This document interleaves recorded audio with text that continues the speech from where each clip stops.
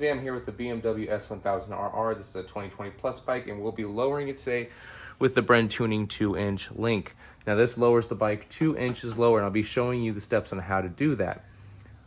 People want the bike lower for a lower center of gravity for racing, or even if they're just a shorter rider and they need to be able to get their feet on the ground when they come to stops. So I'll be showing you how to do this. So first step, make sure you have a rear stand, a front stand, and a middle there that is under the oil pan. I have this center lift on there so I can make some adjustments, especially when we lower the front. That's going to come in a lot of handy.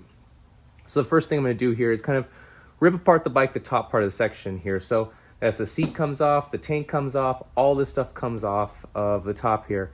And if you guys need a tutorial on that, I already have one. I have a few of them actually. It shows you how to tear down each part of this. It's very easy. It takes me about 5 minutes to do at this point, so let me get that done really fast. All right, now we've broken the motorcycle down to this point, which is great. We'll need access to this entire area basically and remove the battery at one point. So now let's get started on the actual lowering itself. First, we'll start by taking off this guard right here, which is bolt under there and one right there. And then a clip in here.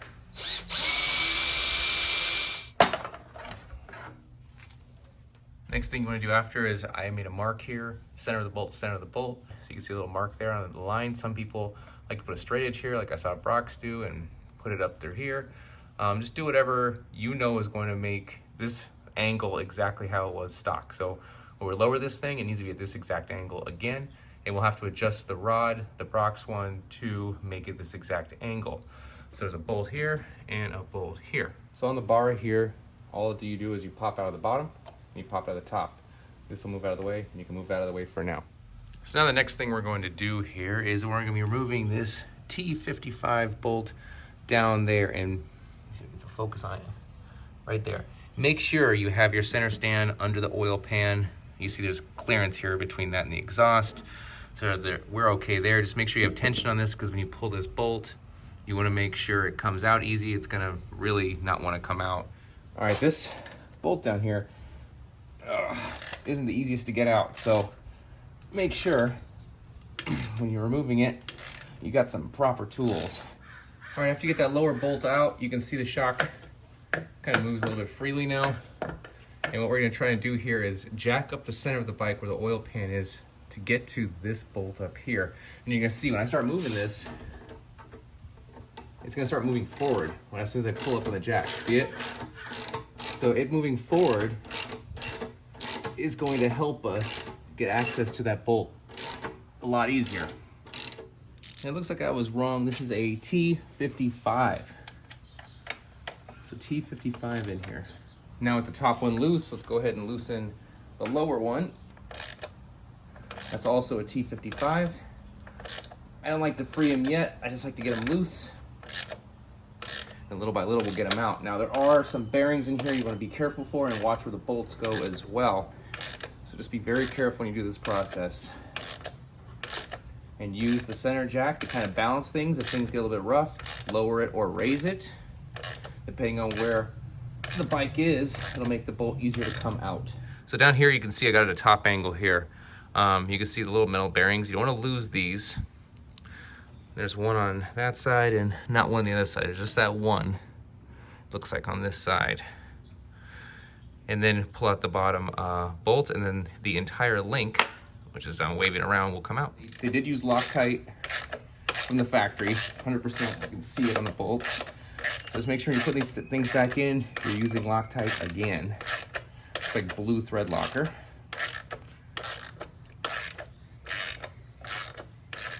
And make sure you keep that tension at the bottom there. And this thing should pull right out. See, a little bit of thread locker there at the top there. That's very important, so make sure that's on there. So you can see right here, this is the BT Moto 2-inch link, and this is the OEM, and you stack them together like this, and you can see one's definitely shorter than the other. And we're gonna transfer the bearings from this one to this one. If yours came with bearings and you don't need to worry about this, you can skip past it, but if not, I'll show you how to move the bearings from the OEM link to the aftermarket. To show you guys the difference in bolts here, this is the bottom of the link right here, the bottom of the suspension. This is the back of the link, and this is the front of the link. And it's shorter, and it's closest to the engine. So you can see it's a little bit of a size difference right there. Make sure you do not mix those up. All right, you can see I already pulled out one side of the OEM BMW stuff. So basically what you want to do here is pull out this main piece here. So slide out. Be careful, there's a bunch of needle bearings inside this thing. You don't want to lose any of these needle bearings inside, and they come right out if you distort them too much or disturb them too much. There's a seal here and a seal here you can pick out. I didn't even bother picking them out actually. I just kind of put this in there. And I put the bearing cup on the other side. And there's a thing I run through here, and then this pushes this right through to the other end without damaging it. And you can see this is what they look like. The seals on each side, there's 4 of them, so 2 for each of them. And this is the actual needle bearing itself right here. So do that for both of them, pull it out, and then we're gonna press it into the other one. So if you're pressing the bearings out, it looks like this. I use the Motion Pro. It's a 20 millimeter press into the bearing cup right there, both sides, and it's a 19 mil nut right there. You have to pull on both of them and just kind of tighten it, and it'll push this all the way through. Just do it nice and gently. You see this is kind of how it goes. Just pressing it through right now. You can see it came loose. Just pulling the nut off now. Pull the washer off. Pulling this with the press out. And you can see in here, we now have the bearing. All right, now that we've got the bearings out, what we're gonna do is we're going to lube this. So what I use is just a little bit of grease on the finger. Put it in there, kind of spread it around. Doesn't need to be crazy. Just enough grease in there. Do that for both sides. All right, after it's all done, this is how it should look. You can see I've pressed the washers in on each side. So you put the needle bearings in first, that needle bearing in first, on both of them, center it, and then put the washer on both sides, and then slide the center right in. And this is the final product. It's all done right here, and we're gonna slide this back into the motorcycle and tighten up everything. Remember, don't forget to add a little bit of blue thread locker to this thing before you put it back in. I'll put the torque specs up on the screen here for you. All right, in order to get this top bolt in, to slide it in, the suspension, because it moves around so much, what I did was I just kind of set in that bolt at the bottom, just kind of pushed it in to the point where it's holding the suspension up, and now I have enough space to actually get the bolt in, number one, because that's like hard to just slide it in the first place. Now I can line it up. Here, to slide this bolt in, what you'll have to do is bring the suspension up. So this whole shock needs to be pushed up. So from the bottom here, I just slid that bolt in right there. Just kind of slid it in for now. It's literally, I just move it back and forth really easy. So it'll push the suspension up, so it'll push this bone down right there, so I can get that screw or the bolt in there. So now I can slide the link actually into there too, to slide the bolt through it. All right, now when you get that bolt tight enough to the point where it's snug in there, you know it's through both sides, and this is still movable, now you can remove the bottom bolt, and then we'll have to move this whole link so we can actually get from there to there. That's where we need to move it to. In order for me to get the suspension high enough to get that link to fit, it's starting to hit everything up here. See that? So we're gonna have to trim that and move this unit right here, this module. So you see the connectors are in the way and everything else. I need at least another inch here. So we're gonna start unbolting the tail here. So these 4 bolts, 1, 2 on this side and 2 on that side. All right, I have these 2 bolts at a T47. Loosen the tops, remove the bottoms on both sides. All right, now you can see the whole tail will move up. There's a couple things we got to get out of the way though. On the other side, we're going to be removing the brake reservoir first thing. All right, so we got the brake reservoir right here on a T25. Real easy, and that comes out. We're just going to move this out of the way. And actually, I'm going to use a reusable zip tie just to make sure it doesn't go upside down and we don't get any bubbles in the line. I mean, it probably won't happen anyway, but just to make sure. You can also see the bolt from the brake reservoir has a little bit of Loctite on that. Remember that when you put it back on there, it's blue Loctite. So just a little dab of that when you put it back on. All right, I slowly move the tail up here. You can see I've got a connector right there that has a little bit of tension on it when I pull this up, because we're gonna have to pull this up real high. So go ahead and remove that connector right there. And then we'll push even further up and see what else is binding, if anything. Another thing you want to pull out here is the battery, negative and positive. Always pull off positive first, then pull off the negative. It's 10 millimeters. Pull it right out and put it to the side. We're gonna need access to this entire tray. Also pull out the battery separator. We're not gonna need this in here anymore either. All right, so lift this completely up. I didn't need to pull a connector, I just needed to pull the zip tie off of it. I also pulled this out for this wiring harness, and I also pulled, there's a plug here I also pulled out. That allows me to push this whole thing up like this, and now I'm gonna use a zip tie to tie the subframe to the front steering somewhere. Let me do that really quick. All right, you can see I set the zip tie up here. It does have protection in here so it doesn't scratch anything. Same with the back of it, and it's quite a sight to see, huh? Got the whole ass end up in the air. So that's exactly what we need to access this part. We're gonna Dremel a little bit out of this. All right, now while this is up in the air, remove these two 10 millimeter screws to remove this module, and then you can remove the connectors from the back of it, and we can move this out of the way. Gives us more space here so we can drill this out, and we're gonna be relocating this anyway. All right, once you remove that module, you're gonna remove those posts as well. So you can see it right there. I'm just gonna push from the back side. I can pull, gone. All right, and then you're gonna remove the actual wiring that goes to the module, pull it out from under the tail, and just so you have it, like this one's right here, and because it's connected to the harness down there, just make sure you have them out from underneath the bottom of the tail. All right, now we're gonna be cutting the actual bottom of this pan. We're gonna get this wiring harness out of the way. That's a priority. So basically what we'll do is remove this, down there, this harness, and this just moves over and this can pull out of here. And there's a zip tie under here that actually I can access from this side, that zip tie right there. And you can push this harness out of the way so when we're cutting here, we're not gonna hit anything on the harness, because that would be pretty bad. Okay, now you should have space like this. Yes, everything's moved out of the way. That round piece is kind of where we're gonna cut that area right there. So make sure everything's out of there. There's no wiring harness, there's nothing. It's nice and empty, so we can't cut anything. All right, you can see I made little lines here. It's like kind of like a little template to cut out here for the suspension to fit.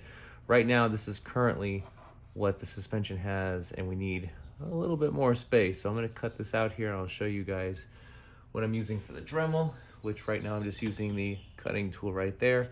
I'm gonna cut up, cut down, cut around here, and then I'm gonna smooth it out. So I'm gonna show you the end product here in a second. All right, so you guys saw where I made this cut right here, but I also had to make an additional cut right there. See that little section that's missing right there? You'll see it different from yours. Make sure you don't hit the wiring harness, of course, and get that out of the way. But that was actually hitting the top of the shock right there. So that, with that. Now, when I put the tail down, I've legitimately got about a millimeter of clearance before I actually hit the top of the shock here, which is fine, because once this thing is under load, it actually, the suspension will push away from the bike. So when you put the tail section on, I recommend you have someone hold the top. Once you kind of thread the bolts in, have someone hold the back of section of it as high as it'll go, and that'll actually make this whole thing fit, because you can see the ABS actually moving if I just leave it like this. But if I pull it up enough, there's about a millimeter of clearance, and that's just enough. Now remember, it's blue Loctite, and I believe it's 65 foot-pounds. If I'm wrong, I'll correct it on the screen here.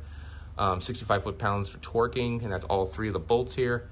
And then once you're through cleaning everything up, put the tail down, and these are 38 foot-pounds, I believe. If I'm wrong, I'll put that on the screen too. And then make sure, like I said, someone's pushing up on the tail itself while you're putting all four of these bolts in. So it'll give you that little bit of clearance from the shock. And then, like I said, once it's under load, the shock will actually move down. It won't move up when you hit a bump or something like that. So it won't be an issue. As long as it's sitting here, it's not hitting, you'll be okay. Okay, once you got everything tightened up and the seat back down, you can see here the wiring harness. I needed to pull out of the way of all of this stuff. So I've zip tied it a couple ways. Up here, there's a little spot on the ABS block here you can zip tie to, and pulls the entire harness up a little bit, so you don't have to worry about it hitting anything. Just make sure your wiring's because now the bike is lower. So make sure all your wiring is out and out of the way, and you can zip tie it where you need to. I put all the harness back in place here. I'm gonna be removing these 2 modules right now and putting them to the front, or sorry, the back of the ABS box. We can route some lines through here and put the rectifier here. That's the module we took off the bottom of the bike. Okay, so in the battery box here, let's go over what we need to do here. So the rectifier had to be moved from the bottom of the bike to here. The connector I had to route under the ABS lines, and the other connector kind of had to be broken out a little bit from the harness that's down in here, so it can reach over here. Now I have the black at the top, gray at the bottom, and the rectifier sits sideways here. This is the only way I could figure to get it in there. The fuse is sitting upright right here, and there's the battery terminal, and this actually, the module that was sitting over here, now sits in here as a go-between for the battery, or it's between the ABS module and the battery. It's very secure, it's not going anywhere, and the top of the seat's gonna secure the rest of this down. I would suggest doing this first, getting all this stuff routed, and then putting the battery in. You'll probably need the help of someone else to kind of, when you hold the lines out, slide the battery in, and then you're good to go, and you still have access to this fuse here. And of course there's fuses in here as well you can pull up, and it acts as a spacer now. All right, and this is why the link is so important here. Now we've lowered the bike, this angle completely changed, so I had to put a new, this is the Brox link here, that I can adjust. So I already made those marks at the top and the bottom, straight up and down, so now I've centered everything. This link is in place, Loctite, now Loctite all this whole thing. So now it's not gonna go anywhere, and she's good. Now the next step here, let's get this kickstand out, because now we need a brand new kickstand. Got the Brox Road kickstand here we're gonna be using. All right, for the kickstand, there is a bolt here in the front and a bolt in the back. Secure them both. It's a T30 and a T47. T47 goes in the back. All right, once you have the kickstand out, it'll be this bolt that goes in the back, and this right here, this piece of rubber you pull out of it to transfer into the Brox piece right there. So this plastic or this rubber will go right in here, and then of course just put it right in there along with the spring, which will go right there, and then bolt in the back, Loctite, bolt in the front, Loctite. Super easy. And this sensor is actually pretty easy to put back in. All you gotta do is kind of put it back in that line. There's a little pin that goes into a hole here that tells whether the bike's kickstand is down or not. Put the bolt in there, of course, with some Loctite, and then this spring will get back onto the back of the arm here, and really that's it. And there's your new kickstand installed. Now, of course, there is an adjustment right here you can use to adjust this in and out. So find out whatever you think you like for your bike. Of course, you want to have some weight over there. The whole point of this is so your bike's not staying straight up and down, because now you've lowered it. You want it to lean more over to the left side than it would be with the stock kickstand. And this reduces the overall height of the kickstand. So when you reduce the overall height of the bike, this is required unless you want a gust of wind kind of blowing your bike over. And that's it for that. So what I would say here now is assemble the bike back together again, and you're done lowering the rear, and then I'll have a tutorial on lowering the front of the bike as well. All right, well, you can see here I'm at 33 inches, whereas before it was at 35 inches of the same one. So we have reduced 2 inches of height. That's why it's important to mark that stuff off. So now we're gonna go to the front of the bike, and I also have my marking over there. So now we're gonna move to the front of the bike, and this is pretty easy. We're just going to loosen up these 2 bolts. Let me see, these 2 bolts here. If I can get an actual focus on this. For some reason I cannot. There we go, those 2 bolts right there on that side. There's 2 bolts over here on this side, right there. And then of course, the top clip-on bolt here, and the top clip-on, or the tree bolt here as well. So we loosen all of those, but also at the same time, what I want you guys to do is have this front stand here, a center stand, and a rear stand. The reason why you need all 3 of these stands to do this is because when we drop this thing 2 inches, it's gonna get so low that if you just have a middle stand and a rear stand, that the stand's not gonna be tall enough anymore. It's gonna get pretty low. So we're gonna pull 2 inches off of this right now. All right, to loosen these up, it is a T40. And I'm just doing it from the top. You, of course, can do it from the bottom. You just have to remove the shroud at the bottom. And of course, once I ever get this on here, it's kind of hard to do while I'm looking through the camera. I don't even know if I'm on it. There we go. So I've already loosened these up quite a bit. All right, right, so that's pretty loose. So loosen up all 4 of those. It's still not moving around because I still need to move the T40 from up right there, basically a T45. All right, these are all pretty easy to get to. I'm just using an extension on this one.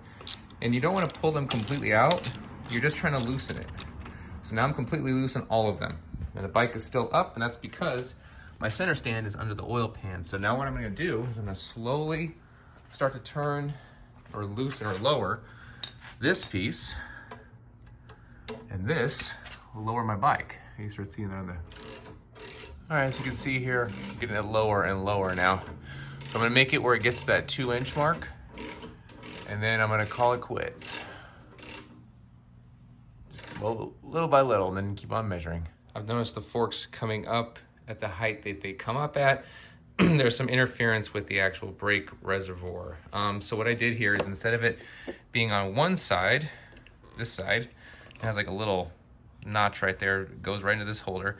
I'm just gonna flip it around and I'm gonna put it to this side. Now it's not gonna have that notch in that hole anymore, but you can tighten it down and it's not gonna move. It's not gonna flip around that much or anything like that. So that's gonna be perfectly fine. And that will give us the clearance we need, which looks like maybe a millimeter or 2 clearance we need right there, to piece it back together and not to worry about this interfering or hitting the fork itself. And that's just going to be a T25 right there, and I used a close quarters Torx right there, and then just an 8mm nut right there. I'm gonna put it right back together now. All right, and that's the final product. You can see there's just a hair space in there. Looks pretty good. If you don't have a relocation kit for this and you don't want to look ghetto, that's probably the best way to do it. I put a dab of Loctite on the nut just because there wasn't their stock, but I just put it on there just because it doesn't have this locking mechanism in here in the bracket anymore. It doesn't move around though. You can see it's just like stock, basically. Perfect. For those of you that have the DDC line here, what I did was I loosened up the OEM, this out of the way. There's these plastic rubber things you can just remove. And I just pulled this kind of out of all of those. I was in all 3 of them, gave it a little bit of slack, and then just tied one up here. And then left the rest slacking. So when you do turn the fork, you wanna make sure it doesn't hit the line at all. That's all you wanna make sure of. That's pretty much it. Other than that, you should be good. You don't want this thing to be stressed too much if you have this still. When you get everything kind of loosened up like this and the bike is down, using the center stand, just make sure you measure from here to the top and here to the top. Just make sure everything's exactly even. Because if these are lopsided, bike's gonna pull one way or the other. It's not gonna be fun. Likely it won't ever happen, but it's never too bad to check both of these just to make sure everything's nice and even. When you get everything nice and squared up and exactly the height you want it, just go ahead and tighten everything back up to spec, and then you're good. Now we're gonna add the front strap onto the bike. To strap the front, I'm using the Brock strap kit. This is a universal kit, so has the 2 pieces here that go on the caliper, the OEM caliper. These are the 2 bolts that actually secure the strap to these. These will just stay on the bike regardless. You'll just kind of install these and leave them on if you're using the strap or not, and then you just remove the strap or put the strap on depending on what you'd like to do. So for right now, for example, we're just gonna remove these 2 bolts, and then this will go basically right there just like that. Super easy. There's really detailed instructions that Brock's has, so I'm just gonna install this real quick so you guys can see how this thing looks all done. All right, so this is the final product here. You can see it's 2 inches lower on the front, 2 inches lower on the rear, and it's looking really good. And I even brought an M1000 out here so you can compare the size difference. And you can see how much of a gap there is now between the front fender and the headlights there. Then here, you can see it's quite lowered, and the strap kit on there is on right now, but it is not lowered. So I'll give you another video here in a second here to show it lowered. And we actually just did our own link. Before it was a prototype. That's the final. It's a nice billet piece we're gonna have there for the 2-inch kit. And we're even gonna have our own front lowering brackets there as well. So this is what it looks like here. And you can see this from the side. And you can see the M there from the side. And you can see how much of a size difference there is. And this has been ridden for probably about a few weeks now. And the feedback is this thing almost rides stock without the fact that it's a couple inch lower, because I went ahead and made sure everything was perfectly sized, front and rear. Make sure it doesn't mess with the geometry of the bike. So the only thing you're sacrificing is a little bit of lean angle, but there's still plenty of lean angle on this bike. I doubt a lot of people will even get to the maximum of the lean angle, even sitting like this, to be honest. So it's a really good setup, especially for a shorter rider or a rider that is looking to kind of race, keep the bike center of gravity more grounded. And we're also working on a pan as well. You can see right there, you don't see any pan now. Well, before the pan kind of stuck out. I'll show you on the M here. The M has this massive cat, but you still see the pan underneath it, even the massive cat. All right, and this is with the strap down. You see the strap down there, it is low. The point where you may need someone to hold it up on the kickstand. It is only for racing, I would say, this aspect of it. I mean, look how low that is. That's crazy. Of course, this is for racing only, drag racing, roll racing. When you're doing it like this, because you're raking the bike, you're making it harder for the front of it to come up because you're pushing more weight towards the front of the bike. So that's it, guys. That's everything.